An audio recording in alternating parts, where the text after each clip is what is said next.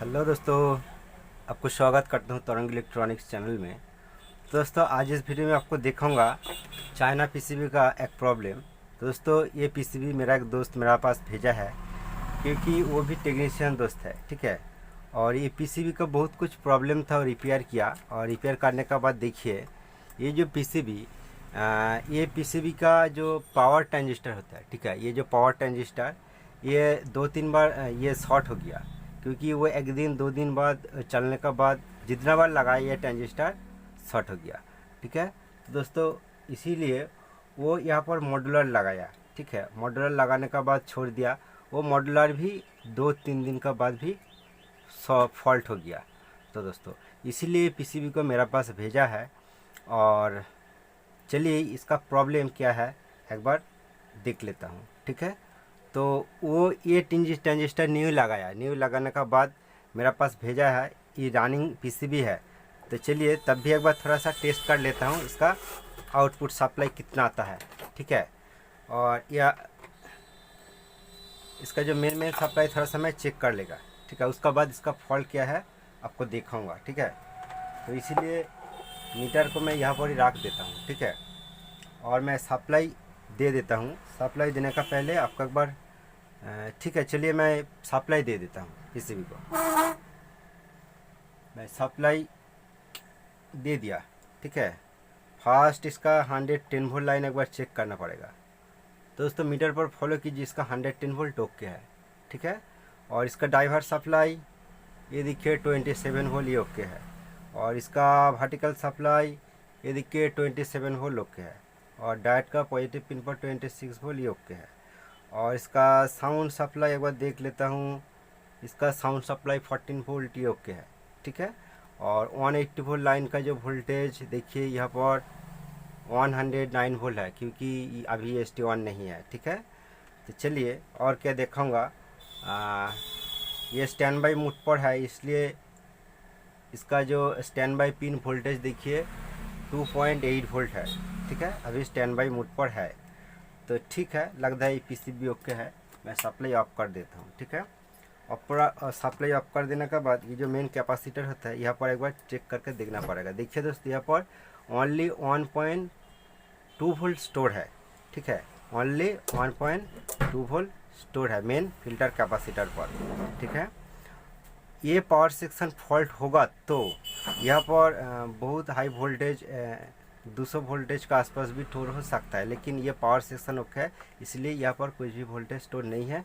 Only 1.5 volt का आसपास देखा जाता है। तो चलिए ये पीसीबी को अच्छा करके मैं देखूंगा और आपको दिखाऊंगा इसका मेन प्रॉब्लम क्या है। देखिए, आप ये पीसीबी को अच्छा करके देखेगा तो आपको पता चलेगा कि देखिए ये जो कैपेसिटर है, कैपेसिटर का ऊपर कुछ मॉइस्चर जैसे इस तरह देखा जाता है।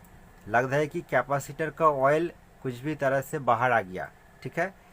ये एक छोटा सा हल्का सा सिम्टम है, ये देख के आपको आइडेंटिफाई करना होगा कि कैपेसिटर भी प्रॉब्लम हो सकता है। तो चलिए कैपेसिटर का एक बार ओपन करके देख लेता हूँ।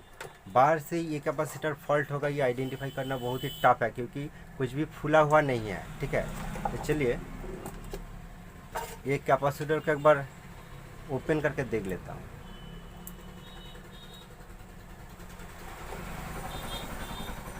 देखिए ये कैपेसिटर तो मैं ओपन किया और इसका हालत आप अंदर से देखिए, इसका पूरा ही ऑयल निकल गया और इसका कैपेसिटर का जो वर्किंग क्षमता है ये पूरा ही डैमेज हो गया।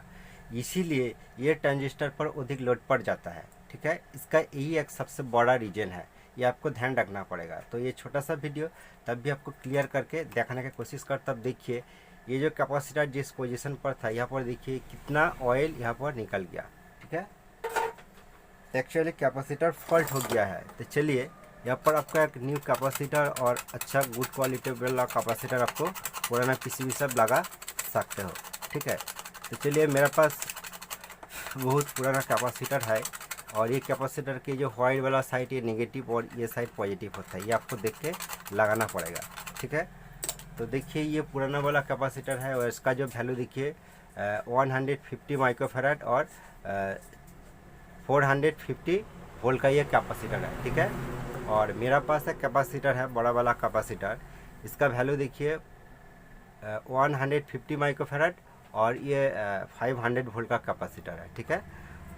तो चलिए ये पोजीशन पर मैं कैपेसिटर, इसका ये जो बॉर्डर वाला देखिए नेगेटिव साइड है, और इधर कुछ भी बॉर्डर कुछ भी लिखा नहीं है, तो वो पॉजिटिव साइड है। अब अच्छा करके देखिए कि ये जो नेगेटिव साइड होते हैं, ये नेगेटिव साइड देख के ही लगाना पड़ेगा।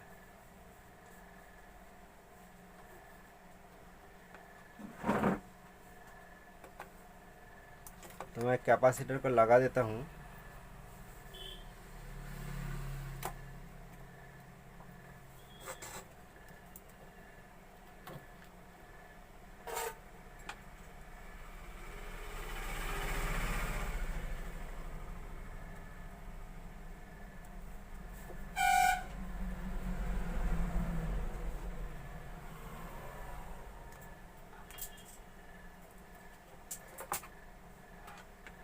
तो दोस्तों ये कैपेसिटर उल्टा लगाएगा, नेगेटिव पॉजिटिव पर मेंशन नहीं करेगा, तो ये लाइन देने के बाद ये तुरंत फट जाएगा, और जो बम जैसा वो आवाज़ निकलेगा और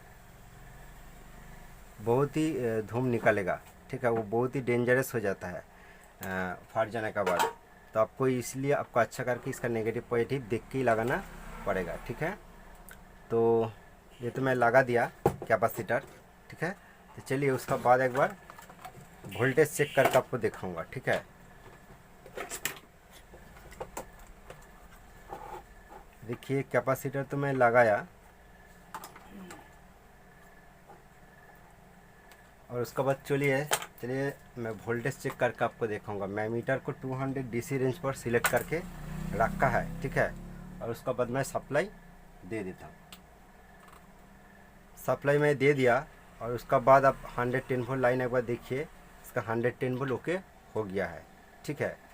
और मेन फिल्टर कैपेसिटर पर मैं स्टॉप कर देता हूँ पीसीबी को, सप्लाई स्टॉप कर दिया। और उसके बाद मेन फिल्टर कैपेसिटर पर देखिए, अभी देखिए 10 वोल्ट स्टोर हो गया। ये आपको ध्यान रखना पड़ेगा कि ये 10 वोल्ट का आसपास ही स्टोर होना चाहिए जब फिल्टर कैपेसिटर का चार्जिंग क्षमता, स्टोरिंग क्षमता ओके होगा तो, ठीक है। और वो 10 वोल्ट धीरे से डाउन हो जाएगा, ठीक है, वो जीरो हो जाएगा। यही एक कैपेसिटर आप इस तरह आप इसका जो वर्किंग क्षमता और इसका जो वोल्टेज स्टोरेज क्षमता आप चेक कर सकते हो, ठीक है। और ये पावर सेक्शन फॉल्ट हो जाएगा तो यहाँ पर 200 वोल्ट का आसपास भी स्टोर देख सकते हो, ठीक है। तो चलिए देखिए मैं स्टॉप कर दिया है पीसीबी को, इसलिए 110 वोल्ट अभी नहीं है। चलिए मैं दोबारा सप्लाई दे देता हूँ। मैं दोबारा सप्लाई दे दिया, और देखिए यहाँ पर 110 वोल्ट ओके है, ठीक है। और इसी कंडीशन पर मेन फिल्टर कैपेसिटर पर ये रनिंग कंडीशन है। यहाँ पर देखिए 329 वोल्ट अभी है, ठीक है। एक्चुअली ये जो वोल्टेज देखने को मिलता है, एसी सप्लाई जितना होता है उसी का ऊपर ये वोल्टेज डिपेंड है। ये थोड़ा हाई और लो भी हो सकता है, ठीक है। तो चलिए मैं सप्लाई ऑफ कर देता हूँ। सप्लाई ऑफ करने के बाद ये तुरंत वोल्टेज आउट हो जाएगा, और देखिए 10 वोल्ट का आसपास यहाँ पर स्टोर हो जाएगा जब पावर सेक्शन और कैपेसिटर ओके होगा, ठीक है।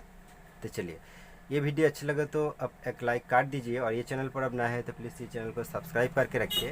और दोस्तों इस वीडियो में आपको जो बात है, पावर ट्रांजिस्टर बार बार काट जाने का जो रीज़न होता है, ये मेन फिल्टर कैपेसिटर, ठीक है। और मॉड्यूलर लगाने के बाद जो साथ काट जाता है और कुछ दिन चलने के बाद भी वो ख़राब हो जाता है, तो उसका भी मेन एक रीज़न है मेन कैपेसिटर।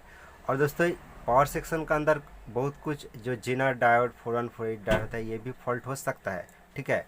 और पावर ट्रांजिस्टर काट जाने का ये जो छोटा वाला ट्रांजिस्टर है, ये भी प्रॉब्लम हो सकता है, ठीक है। लेकिन ये ट्रांजिस्टर फॉल्ट होने के बाद ये पावर ट्रांजिस्टर लगाने का साथ साथ भी वो काट जाएगा, ठीक है। ये आपको ध्यान रखना पड़ेगा, ठीक है। तो ये वीडियो पूरा देखने के लिए आपको थैंक यू देता हूँ।